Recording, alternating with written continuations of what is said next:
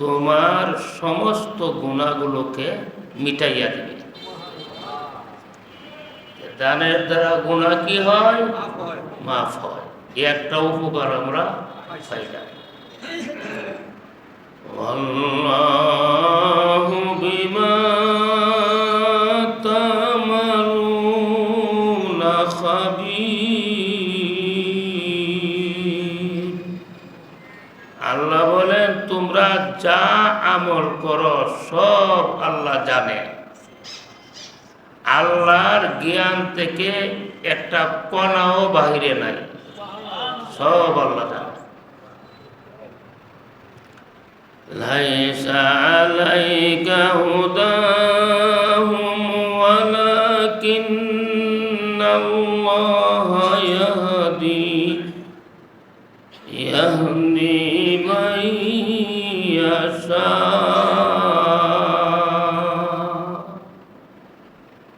তাদেরকে হেদায়েত করা এটা আপনার দায়িত্ব না। কাফেররে হেদায়েত করা এটা নবীর দায়িত্ব না। নবীর দায়িত্ব হইল তাবলীগ করা, মানে হেদায়েতের বাণী পৌঁছায়া দেওয়া। নবীর দায়িত্ব হইল পৌঁছায়া দেওয়া, হেদায়েতের মালিক হইল আল্লাহ। এই কারণে দেখা গেছে বহু নবীরা হেদায়েত করছে, মানে দিন পৌঁছাইছে। যাদের ভাগ্য ভালো গ্রহণ করছে, যাদের ভাগ্য খারাপ গ্রহণ করছে। আমরা নবী নিজে আবু জাহালকে 2000 বার কালেমার দাওয়াত দিছে, কিন্তু আবু জেহেলের কোনো কাজে আসছে না।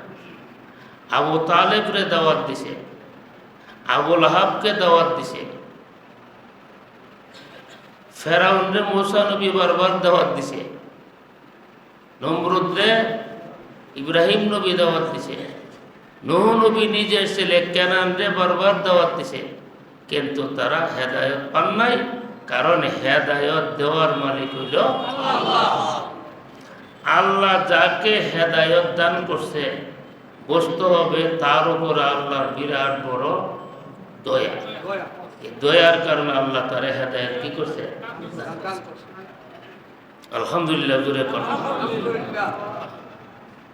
ওয়ালাকিন্নাল্লাহা ইয়াহদি মান ইয়াশা। পরিষ্কার আল্লাহ বলছে, আল্লাহ যাকে ইচ্ছা করে তাকে হেদায়েত করে। হেদায়েত করার ইচ্ছাটা কার উপরে? আল্লাহর। আমরা যে মানুষকে ওয়াজ করি, নসিহত করি, এটা তো আল্লাহর কথা আমরা পৌঁছায়া দিই, কিন্তু আমল করার তৌফিকটা দিব কেডা? হাজার হাজার মানুষ আছে, এক কানে দা ওয়াজ ঢুকতেছে, এক কানে দা বেরিয়ে যেতেছে, কোনো কাম না। আর নাহলে যতলা ওয়াজ বাংলাদেশ হইতেছে, আল্লাহ আল্লাহ, পৃথিবীর কোনো রাষ্ট্রে অতলা ওয়াজ নাই আছে। যদি বাংলাদেশের সব মানুষ যদি আমল করতো, সব মানুষ আল্লাহর ওলি হইয়া গেল। ডাইরেক্ট বয়ান শুনতে আছে, মোবাইলে শুনতে আছে, টেলিভিশনে শুনতে আছে, ওয়াজের একটা ক্ষেত্রে গেছে বাংলাদেশ, কিন্তু আমল করে না। কি করে না? আমল নাই। আমল হইল আসল। وما تنفقوا من خير فلأنفسكم। আল্লাহ তোমরা যে মাল দান করো, আমি আল্লাহর উপকারের জন্য নয়, তোমরা নিজেদের উপকারের জন্য। তোমরা দান করলো আমার কোনো লাভ নাই, না করলো আমার কোনো লস নাই। আছে আছে। আল্লাহ তুল সবচেয়ে বড় ধনী। তোমরা দানের কথা কিল্লিগি কয়, তোমরা উপকারের লাগে। যেমন একটা উপকার তোমরা গুনাহ মাফ হয়ে যাবে, 2 নম্বর উপকার এই দানে তোমরা জান্নাত পর্যন্ত পৌঁছায়।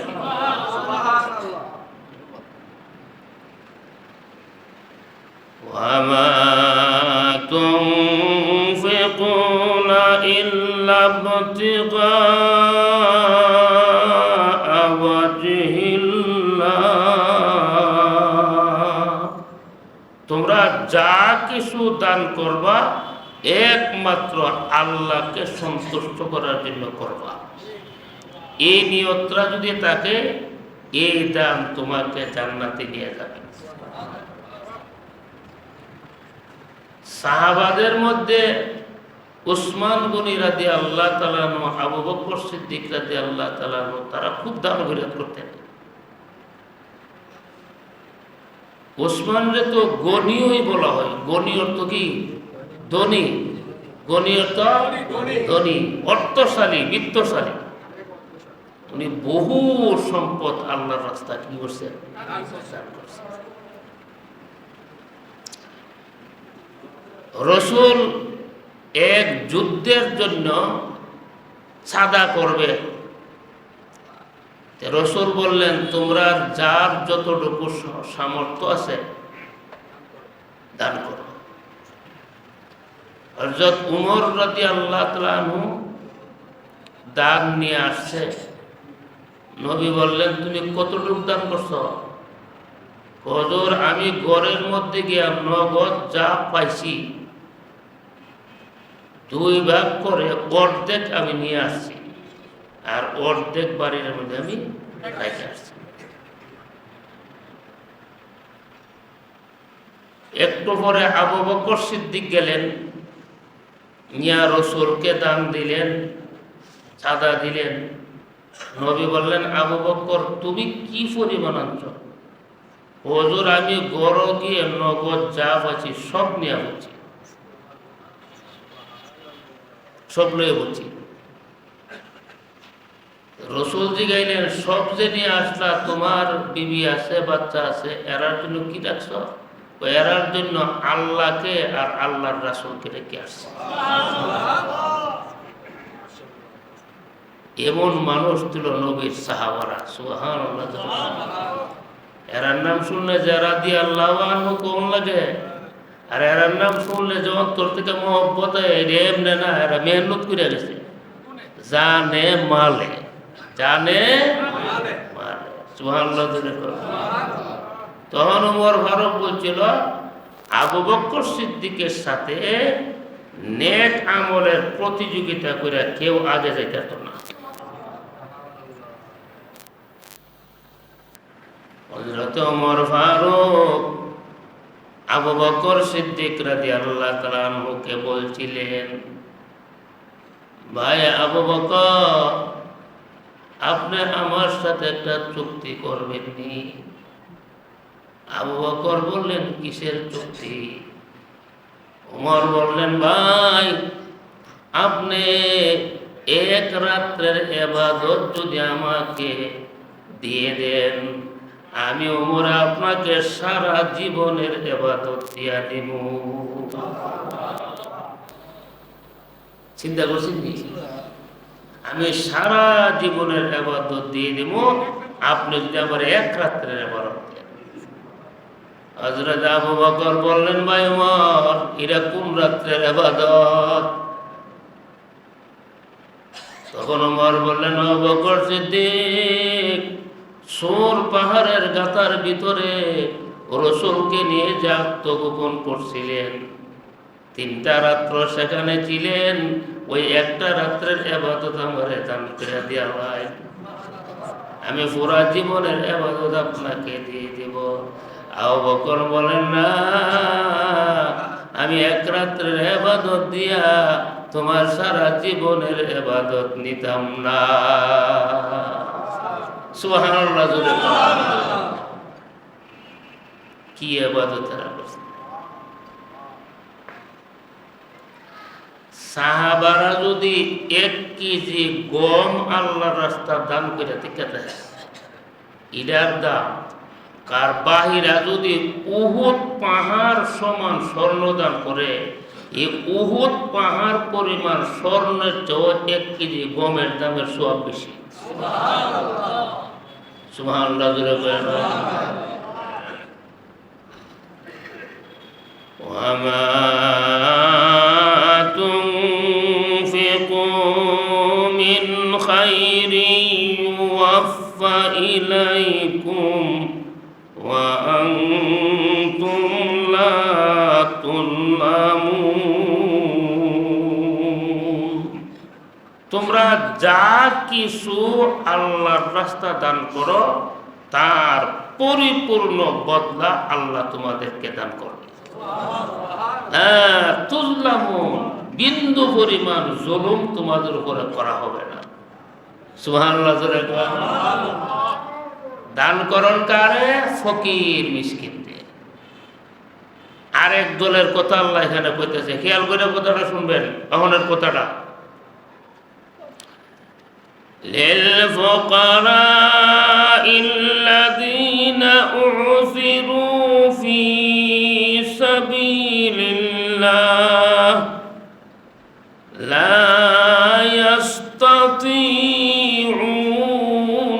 ضربا في الأرض يحسبهم الجاهل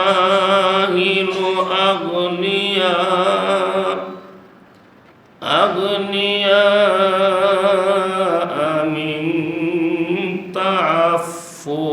সুবহানাল্লাহ। আল্লাহ বলতেছে ওই সমস্ত দরিদ্রদেরকেও তোমরা দান করবা যারা আল্লাহর পথে আবদ্ধ, মানে ধর্মীয় কাজে তারা এমন ব্যস্ত, জীবিকা উপার্জন করার জন্য আর কোনো কাজে তারা যাইতে পারে না। বুঝলি কথাটা? ইমামতি নিয়া, মুয়াজ্জিনি নিয়া, মুদাররিসি নিয়া, মুতাদ্দিক মুয়াদ্দিস কেউ ডাক্তার সাহেব মুয় না, এটা গুরুত্বপূর্ণ কথা দিতেছে। এই দেশের মধ্যে হাজার হাজার আলেম উলামা আছে যারা ধর্মীয় কাজ নিয়ে রাত্র দিনে ব্যস্ত। বেতন মাত্র কত? ইমামের বেতন বাড়াইবার কথা বলে কুমুটির মাথার মধ্যে বাড়ি ফিরে যাবে, এই নামটা এরকম করে না। ঠিক আছে নি? সব জায়গার মধ্যে হালাল। এবারে রাত্র দিনে ডিউটি করবো, বেতন হলো ৫,০০০ টাকা। আর যে বেড়াতে ফান গায়ে মাসে ৫,০০০ টাকা ফান করি। ঠিক আছে নি কথাটা? এই যে আলেম ওলামাদের মধ্যে অনেক দরিদ্র শ্রেণীর আলেম ওলামা আছে, তারা ধর্মীয় কাজের মধ্যে এমনভাবে ব্যস্ত, জীবিকা উপার্জন করার জন্য অন্য কাজে তারা যাইতে পারে না। আল্লাহকে এরারও দিও, এরারও দান করিও। আমরা মনে করি ওই মসজিদের সামনে বললে বইতে ইতিবুঝি বই দানের হাত, এগুলো না, এটাও দানের একটা হাত। ঠিক না? বিদিক দূরে কারণ এরা সবচেয়ে বেশি উপকার করতেছে। আলেম ওলামারা সবচেয়ে বেশি উপকার করে জনগণের। কেমনে? আপনার সন্তানগুলিকে জাহান্নামের আগুন থেকে ফিরাইয়া জান্নাতের দিকে সাপ্লাই করতেছে। সুবহানাল্লাহ জোরে কও। এই দেশে হাজার হাজার কওমি মাদ্রাসার ছাত্র আছে, ছাত্রী আছে, আছে না নাই? যদি উলামা একরাম তাদের পিছনে মেহনত না করতো তারা জাহান্নামী হয়ে যেত। এবং যতটুকুই আমল তারা করে, কিন্তু তারা জান্নাতের দিকে তারা রওনা হয়ে গেছে। ঠিক না? বিদিক জোরে কও। আলেম ওলামারা আমরা উপকার করতেছে না ক্ষতি করতেছে? ওই যে রাস্তার মধ্যে বুট বাদাম বেচে, হেরাও মাসে ৩০,০০০ টাকা রুজি করতে পারে, বুট বাদাম বিচ্ছা। আর আমরা দে ৫,০০০ টাকা, ৫,০০০ টাকা দেয় না, এটা খুব বেশি লাগে হেরার কাছে। ফাললে আরো একটু কমাইতো স্যার। নাউজুবিল্লাহ জোরে কর। বর্তমান যুগে এক একজন ইমামের বেতন নিম্নে ৫০,০০০ টাকা হওয়ার দরকার।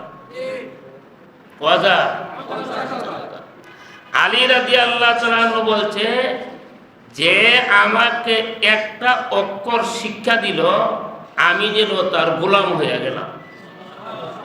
সুবহানাল্লাহ জোরে কর। আমি যেন তার গোলাম হয়ে গেলাম, ইচ্ছা করলে আমাকে সে বাজারে বিক্রিও করতে পারবে। আর এই আলেম ওলামারা আপনাদের সন্তানগুলির পিছনে কত পরিশ্রম করতে, পাগল ফুলাডারে নিয়ে মাথার হাত দেয়, যেটা ডাক দোয়াই মানে না। এক সময় দেখা গেছে পাগলটা কোরআনের হাফেজ হয়ে গেছে। আপনি পারবেন কিয়ামত পর্যন্ত হাফেজ বানাইতে? আপনি যে বাপ আপনি পারবেন না, আপনি মা আপনি পারবেন না, আপনার হদামান গোষ্ঠীও পারতো না, কিন্তু ওই হুজুরে তো আপনার ছেলেরা কোরআন হাফেজ বানাই দিছে। সুবহানাল্লাহ জোরে কর। যারা ধর্মীয় কাজে ব্যস্ত, জীবিকা উপার্জনের জন্য অন্য কাজে যাইতে পারে না, এদেরকেও তোমরা দিও। মন থাকবো নি? আমরা কথা বলে মন থাকতো না। তারিফুম বিসীমাহুম,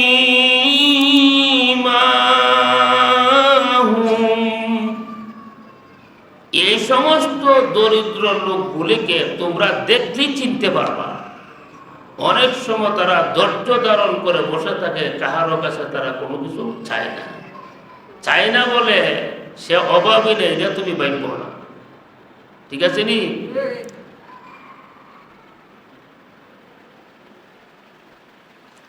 তারিফুহুম বিসীমাহুম লা ইয়াসআলুনান নাসা ইলহাফা, তারা কাকুতি মিনতি বিনয়ী করে বারবার মানুষের কাছে চাই না, যেতে তোর অভ্যাস না, কিন্তু এরা চাই না, তুমি তারা দেওয়া লাগবে। ঠিক আছে নি কথাটা? وما تنفقوا من خير فإن الله به عليم। তোমরা যা কিছু খরচ করো সবগুলো আল্লাহ জানে, দেখে। দেখিনি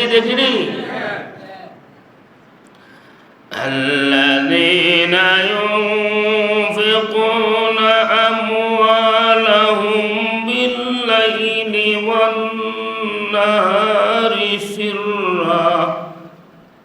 سرا وعلانية فلهم أجرهم عند ربهم ولا خوف عليهم ولا هم يحزنون।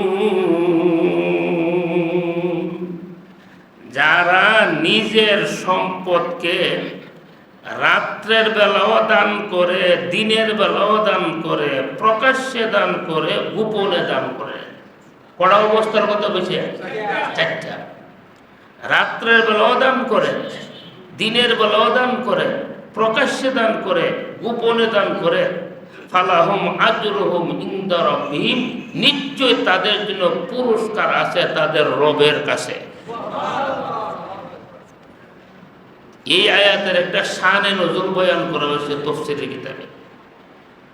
হযরতে আবু বকর সিদ্দিক রাদিয়াল্লাহু তাআলা একবার 40টি দিনার দান করেছিলেন, দিরহাম দান করেছিলেন দিনের বেলা। 40,000 যেমন 40,000 দিনার দান করছেন দিনের বেলা, 40,000 রাত্রের বেলা, 40,000 প্রকাশ্যে, 40,000 এটা আল্লাহ দেখছিনি। এই সিদ্দিক আকবরের সামনে এই আয়াতটা আল্লাহ নাজিল করছে। তাই যেভাবে দান করলো কি আছে তাদের? ফালাহুম আজরুহুম ইনদা রাব্বিহিম, তাদের রবের নিকটে তাদের জন্য পুরস্কার আছে। পুরস্কার আরেকটা পুরস্কার কি? ওয়ালা খাউফুন আলাইহিম ওয়ালা হুম ইয়াহজানুন। আখিরাতে তাদের কোনো ভয় ভীতি থাকবে না, কোনো টেনশন থাকবে না। আমরা যখন মৃত্যুবরণ করি তখন তো ভয়ের অনেক ঘাঁটি আছে, কবর, হাসর, মিজান, ফুলছেরাত, জাহান্নাম, আসেনি এগুলির সামনে? এইগুলির ব্যাপারে কোনো ভয় ভীতি থাকবে না। সুবহানাল্লাহ। ওয়ালা হুম ইয়াহজানুন, এবং তাদের কোনো পেরেশানি থাকবে না, টেনশন থাকবে না। الذين يأكلون الربا لا يقومون إلا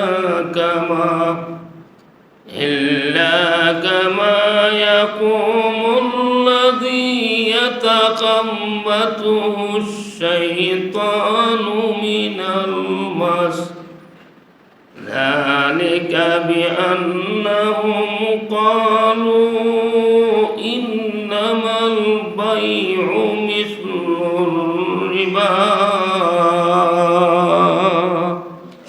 এটা হলো 275 নম্বর আয়াত।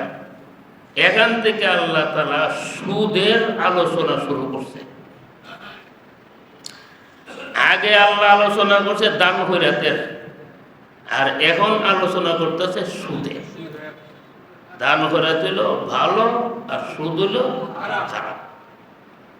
এই দুইটা জিনিসটা পাশাপাশি আল্লাহ উল্লেখ করলেন কেন? ওইটার কারণ হলো দান খয়রাত আর সুদের মধ্যে বেশ কম আছে। যারা দান খয়রাত করে এরা স্বেচ্ছায় নিজের মালকে কমা, কিটা করে কমা। আমরা 10টা টাকা মসজিদের বাস্কত দিয়েছি, 100 টাকা থেকে 10 টাকা কত তাই 10টা আমরা কমাইছেন স্বেচ্ছা। আর সুদ যারা খায় তারা স্বেচ্ছায় মাল বাড়া, কি এই দুইটা জিনিসের মধ্যে বেশ কম আছে নি। কমানিটা হলো সোয়াব আর ভাড়ানিটা হলো হারাম হারাম হারাম, ঠিক না বেটি? আরো অনেক বেশ কম আছে। এটা খুব দিলের কানে হেনের বয়ানটা শুনতে হইব। এই রাও করুন লিখি শফিক সাহেব, রাও করুন যেত না, দিলের কানে কথা শুনেন। الذين يأكلون الربا, যারা সুদ খাবে, لا يقومون إلا كما يقوم الذي يتخبطه الشيطان من المس। এরা যখন হাসরের দিন কবর থেকে উঠে হাসরের মাঠের দিকে যাবে, তাদের অবস্থাটা হবে জিনে ধরা পাগলের মতন। কোনো সময় মানুষকে খারাপ শয়তানে আসর করে, আসর করলে সে পাগলামি করে। দেখছি নি আপনারা যে শয়তান যে জিন যে মানুষকে আসর করে, এটা সত্য, এটা কোরআনের মধ্যে তার দলিল আছে। শয়তানে আসর করা পাগলের মতন ওই লোকটা হাসরের দিন হাসরের মাঠে যাবে, যারা নাকি এই ব্যবসাটা করব। আপনারা যাবেন সুস্থ শরীর নিয়া, আর হে যাব পাগল হইয়া, ঠিক আছে নি? হে পাগল হয়ে উঠব, তখন আপনারা দেখলে চিন্তা নেবেন আর তাই নিয়ে ওই হিকাম করতো, তাই নিয়ে হিকাম করতো, সুদ খাইতো, পাগল হয়ে উঠব। এখানে একটা প্রশ্ন জাগে, আল্লাহ তো জানে ডাইরেক্ট পাগল বসে না, বসে শয়তানে আসর করা পাগলের মতো। আল্লাহ এখানে একটা নির্দিষ্ট পাগলের কথা বসে, ঠিক আছে নি? পাগল দুই প্রকার, একটা হলো অসুস্থতার দরুনে পাগল হইয়া দেওয়া, আর একটা হলো শয়তানে আসর করার দ্বারা পাগল হওয়া। দুই পাগলের মধ্যে বেশ কম আছে। অসুস্থতার কারণে যার ব্রেন আউট হয়ে যায়, তার শরীরটার মধ্যে চেতনা শক্তি থাকে না। এরে বাড়ি দিল বুঝে না, বাড়ি না দিল বুঝে না, তার শরীরটার মধ্যে চেতনা শক্তি থাকে না। এটা রূপবশত যারা পাগল হয়। আর শয়তানে আসর করার দ্বারা যে পাগল হয়, তার শরীরের মধ্যে চেতনা শক্তিটা থাকে, তারে বেদ দিয়ে আঘাত করলে সিলি মারে, ঠিক আছে নি? এনে যার ব্রেন আউট হওয়ার দ্বারা পাগল হয়, তার শরীরে চেতনা শক্তি থাকে না। আর শয়তানে ধরলে পাগল হয়, তার শরীরে চেতনা শক্তি থাকে। আল্লাহ এই শয়তানে ধরা ছাগল বানাইব কিনলে কি, যাতে তার ফাগলামিও ঠিক থাকে, ফিটলে ফিরাটাও যেমন মন রাখে। ঠিক আছে, ডাইরেক্ট যদি ব্রেন আউট করে হাসল মধ্যে ফিটে এটা বুঝবো বুঝতা এগুলো আমার লাগে বালুছে। আল্লাহ এমন ফাগল বানায় তুলো তোর ফাগলামিও ঠিক থাকবো, আর ফিরিস্তারাতে বাইরিব এই ব্যথাও তোর ঠিক থাকবো। আমরা আসেন বুঝি এটা আসবার কথা। আল্লাহ আমরা হেফাজত করো, দূরে বলে না। এটা আল্লাহর কথা না আমার কথা। মানলে লাভ হইব, না মানলে আমার কোনো গতি নাই। ذلك بأنهم قالوا إنما البيع مثل الربا। কারণ কি, তারা দুইটি অপরাধ করত। একটা অপরাধ হইল তারা বলতো ক্রয় বিক্রয় যে আমরা করি এটাও তো সুদের মতো নয়। এক তো তারা সুদ খায়া অপরাধ করত, দুই নম্বর তারা মুসলমানের সাথে টিটকারি মটকারি করত। কেমনে, আমরা যেমন টাকা লাগায়া মুনাফা খাই, তোমরাও তো দোকানদারি করে মুনাফাই খাও। দেখছি এটি কেমন যুক্তি? একবার দোকান লইয়া বইয়াতে সারাদিন কিনলে কি লস দিবার লাগি, লাভের লাগি। মনে করে 20 লক্ষ টাকা দোকানের মাল তৈলে বেটা দোকান লইয়া বসে কিনলে কি লাভ করতো। তা আমিও তো 20 লাখ টাকা লাগাত লাগাইছি, লাভের লাগিও। তোমার দোকানদারি যদি হালাল হতো, আমার সুদ হালাল হতো না কিনলে কি না? বুঝলা জোরে কম। এই যে আল্লাহর হুকুমের বিরুদ্ধে সে যুক্তিটা খাড়া করছে, সে চূড়ান্ত পর্যায়ে বিয়াদবি করছে। ঠিক না বিটি? অনেক সময় অনেক জিনিস আছে একরকম, কিন্তু গুণের দিক দিয়ে ভিন্ন। ঠিক না বিটি? গর্বসরদ আদমি ইনসাফুদে, গর্বসরদ আদমি ইনসাফুদে, আমদ বু জাহেল হাম এক সাবুদে। সুবহানাল্লাহ। একবার আমি এক মাহফিলে গেছিলাম, রাত্রের 12টার সময় দিছে আমারে বয়ান করবার লাগে। বয়ান করতে করতে করতে করতে মনে করেন 1:30 বাজিয়ে গেছে। মানুষ উঠে না কিটা করবো, 1:30টার সময় দোয়া করে গেছি খাইতাম। খাওয়ান দিছে ভালো, শেষ পরে দই দিছে। তা আমি একটা ফুলারে বললাম, বাদাম দই যে দিছ চিনি আসেনি রে তোরা করো। বহুদূর আমরা করো চিনি নাই। চিনি ছাড়া তো দই আমি খাইতাম পারি না। কুদুরা চিনির ব্যবস্থা কর, তোর মারা গিয়া চিনিয়া ও রাত বাজে 2টা আমি চিনি বুঝো সেটা গেছে গেছি রাত বাজে 2টা বাদ দেবা চুরি দিয়েছি, আবার চিনি বুঝো না। বাজার যা, তুই কুদুরা চিনির ব্যবস্থা কর। ফুলামান মানুষ তো হে গিয়া আমার এ বাসনের মধ্যে 7 চামচ চিনি আইনা ডালিয়া দিছি। আমি বুঝলাম যে একটু রাগ হয়েছে। 7 চামচ চিনি আমি ভাতের সাথে মাইকা জিরবাত লাগাই দিয়ে কড়া জল লাগে। কিরে বাতিটা কি তুইছে ওকিটা আমরা চিনি দিছি, চিনি তোর একবারে চিনি কড়া লাগে উঠে গাদার গুলো গাদা। হে বাতিটার ফুল তুই মো লাগাই দেখ, হে জিরবাত লাগাই দে। আল্লাহ, আমি যে লবণ দিয়ে দিছি হুজুর। ইটা করলে কেন হুজুর, আমরা দেশ অনেক লবণ বেরিয়েছে, লবণের সুরত আর চিনির সুরত এক সুরত। মামলার ঘুমাইছিল নাকি? ঘর বাজর আদমি সাবুদে, ঘর বাজর আদমি সাবুদে, আমদ মুজাহিল হাম এক সাবুদে। যদিও চতুর্রা একরকম, গুণের দিক দিয়ে ভিন্ন। ঠিক না বেঠি? তুমি দোকানদারের দ্বারা ব্যবসা করবা, সুদের দ্বারা ব্যবসা করবা, কিন্তু দুটোটা যদি শুরুতে এক হয়, কিন্তু গুণের দিক দিয়ে বেশ কম। আল্লাহ ব্যবসাটারে হালাল করছে আর সুদরারে হারাম করিয়া দিছে। ঠিক না বেঠি?